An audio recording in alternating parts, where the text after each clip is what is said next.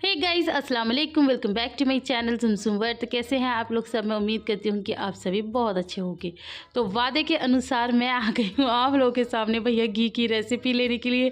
आपके छोटे छोटे सवालों के जवाब भी दूंगी और सब कुछ दिखाऊंगी, क्योंकि आप लोगों को बहुत क्यूरियोसिटी रहती है कि कितनी मलाई होती है, कितने दिन की मलाई होती है, कितना दूध होता है। हालांकि मैं कमेंट में कई बार, वीडियोज़ में कई बार चीज़ें बता चुकी हूँ, लेकिन वही वाली बात है, जब तक आंखों से नहीं देखता ना बंदा तब तक नहीं उसको समझ में आता।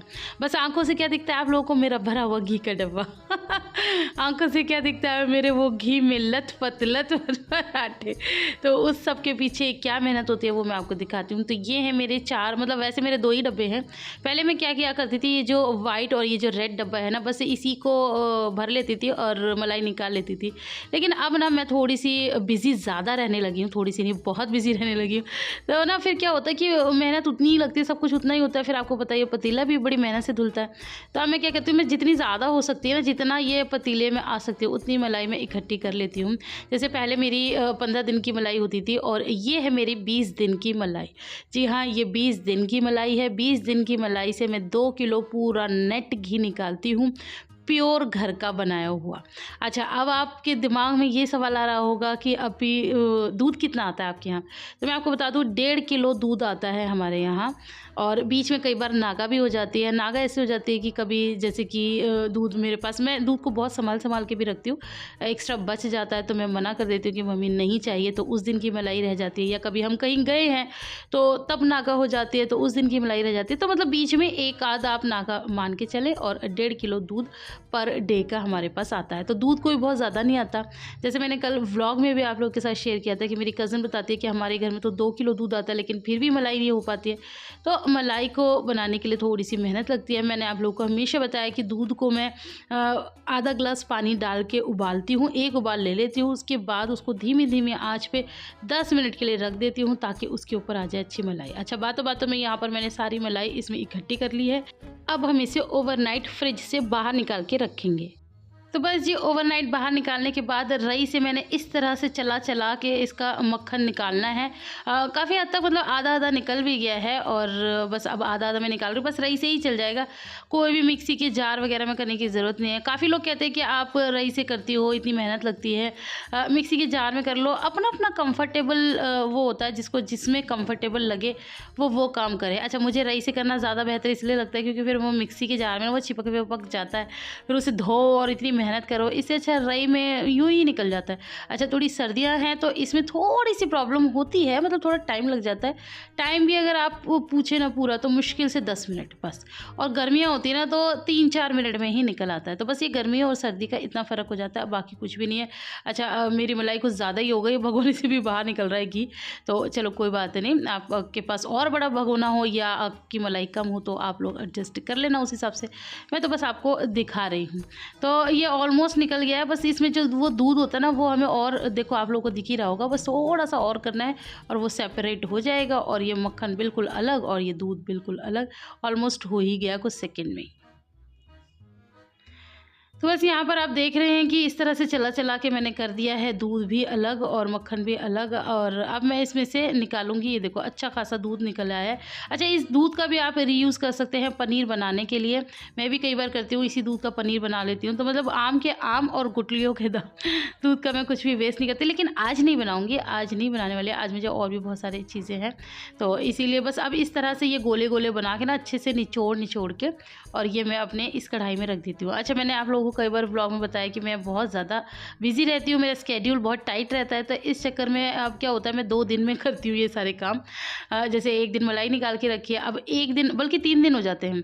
अब आज मैं इस तरह से मक्खन निकाल रही हूँ, रात भर मैंने इसे बाहर रखा है, तो इस तरह से मक्खन निकाल के और इसे वॉश करके मैं रख देती हूँ फ्रिज में। फिर उसके बाद नेक्स्ट डे मॉर्निंग में, क्योंकि शाम को आप लोगों को पता है मुझे मम्मी के पास जाना होता है, तो फिर मैं नेक्स्ट डे फिर इसको धीमी धीमी आंच पे रख देती हूँ। अपने काम भी चलते रहते हैं तो घी भी बनता रहता है। तो घी निकालने का भी प्रोसीजर आपको दिखाएंगे, सब कुछ दिखाएंगे। मतलब आज का वीडियो ही घी के नाम। कोई कहता है तेरे नाम, मैं कहती हूँ घी के नाम। तो बस मैं उम्मीद करती हूँ, बस ये उम्मीद ही कर सकती हूँ और तो कुछ कर नहीं सकती, कि इसके बाद आपके सारे सवालों के जवाब मिल गए होंगे, कि कोई नया सवाल ना आए। तो बस इस तरह से सारा मक्खन मैंने निकाल लिया। चलिए जी, तो अब आ गया है डे 3 और ये मतलब डे 3 की मॉर्निंग है और यहाँ पर मैंने अपना घी निकाल लिया, मतलब मक्खन निकाल लिया है फ्रिज में से और बस इस तरह से मैं इसको डाल दूँगी। थोड़ा सा जम भी गया है ना, सर्दी का थोड़ा टाइम है तो ज़्यादा टाइट भी जम जाता है। तो बस इस तरह से मैं अपने पतीले में फिर से इसे ट्रांसफ़र करूँगी और सुबह का टाइम है, मैं अपने सारे काम भी करती रहूँगी, नाश्ता वगैरह भी चलता रहेगा और साथ में धीमी-धीमी आँच पे ये पकता भी रहेगा। तो इस तरह से मैं बनाती हूँ अब घी। पहले तो सब कुछ जल्दी कर लिया करती थी, लेकिन अब वही है, जैसे-जैसे बंदे के पास टाइम होता है वो उस हिसाब से कर ले। लेकिन आप इस चीज़ में देखना, प्लीज़ मुझे मान लेना कि अब भी तो मैं इतने बिज़ी होने के बाद भी घर में ही निकालती है ना, ऐसे तो नहीं कि मैं बाज़ार से मंगाती हूँ। मैं बाज़ार का खा भी नहीं सकती क्योंकि मुझे बाहर का अच्छा नहीं लगता। तो वो फर्स्ट स्टेप ये था कि वो पिघला था। सेकंड स्टेप ये कि सारा इस तरह से झाग के फॉर्म में हो जाएगा। तो जो लोग पहली बार बना रहे हैं बिल्कुल भी ना घबराएं, मैं आपको हर स्टेज दिखाते हुए चलूँगी कि मेल्ट होने के बाद जब ये थोड़ा पकना शुरू हुआ है तो इस तरह से झाग में कन्वर्टेड हो गया है। घबराने की बिल्कुल भी ज़रूरत नहीं है, धीरे धीरे ये अपनी सब शेप में आएगा, सब रूप में आएगा असली। लेकिन बस क्या करना है, आपको चलाते रहना है। जैसे आपने हल्का सा कुछ कर लिया फिर चला लिया, हल्का सा कुछ कर लिया, हर आधे मिनट में 1 मिनट में आपको इसमें चम्मच चलाना है, वरना ये बीच में से लग जाता है। अच्छा, अब इस स्टेज पे देख के आपको लग रहा होगा वो ये घी बन गया, नहीं अभी भी नहीं बना है।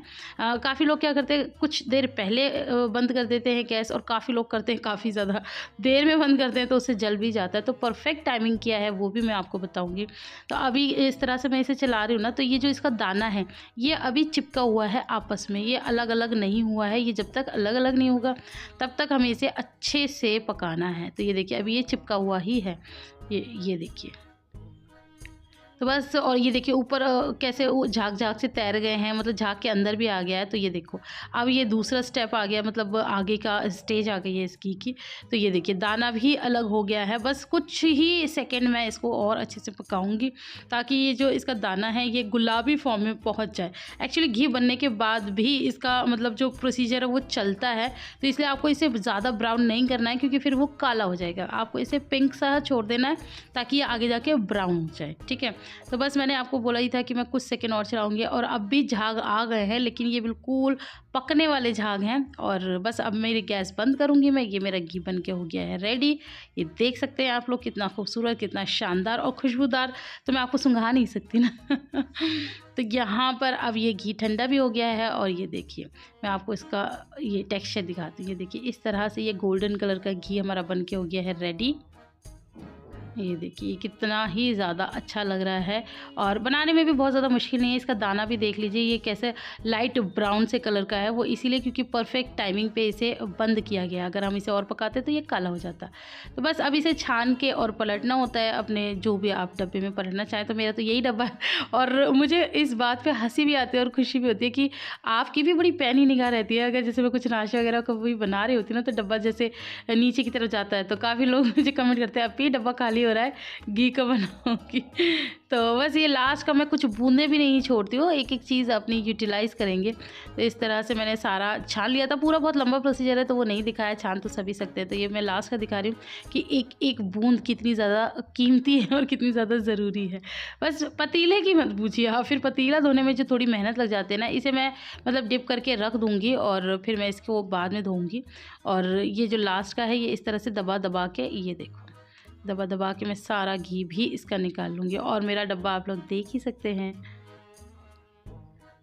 तो जब मैं थोड़ा सा जल्दी से बता देती हूँ कि जब मैं मतलब शादी होकर आई थी तो यहाँ पर सब बाज़ार का ही घी खाते थे, बाज़ार का आता था। तो मैं कहती थी ओरिजिनल नहीं है मम्मा, तो मम्मा भैया सब हंसते थे कि यहाँ पर ओरिजिनल घी नहीं मिलता, बल्कि शहरों में नहीं मिलता है, यहाँ तो सब ओरिजिनल होता है। लेकिन फिर जब मैं बनाया मैंने पहली बार घर में, सबको खिलाया, तब से सबको इतना पसंद आया कि अब तो मम्मी भी घर में ही घी बनाती हैं, यानी कि बहू से सीखा है सासू माँ ने। तो जब मैं मलाई निकालती भी थी ना तो वो यही कहती थी क्या करती रहती है खटरमबाजी, और हमारे यहाँ तो ऐसा नहीं होता, हम लोग ऐसा नहीं करते। तो मैं फिर भी निकालती रहती थी कि चलो कोई बात नहीं। लेकिन जब उन्होंने मेरा हुनर देखा तो उन्होंने मुझे बहुत ज़्यादा प्रेज़ किया तो बस ये आज की वीडियो में इतना ही। वीडियो आप लोग को पसंद आए तो ढेर सारा लाइक कर देना, फ्रेंड्स और फैमिली के साथ शेयर कर देना। कोई गलती हो गई तो माफ़ कर देना, और फिर भी कोई कन्फ्यूजन रह गई हो तो आप सवाल पूछ सकते हैं, वो तो मैं मजाक करती रहती हूँ, आप लोग को पता है मेरी आदत है। फिर मिलती हूँ, अल्लाह हाफिज़।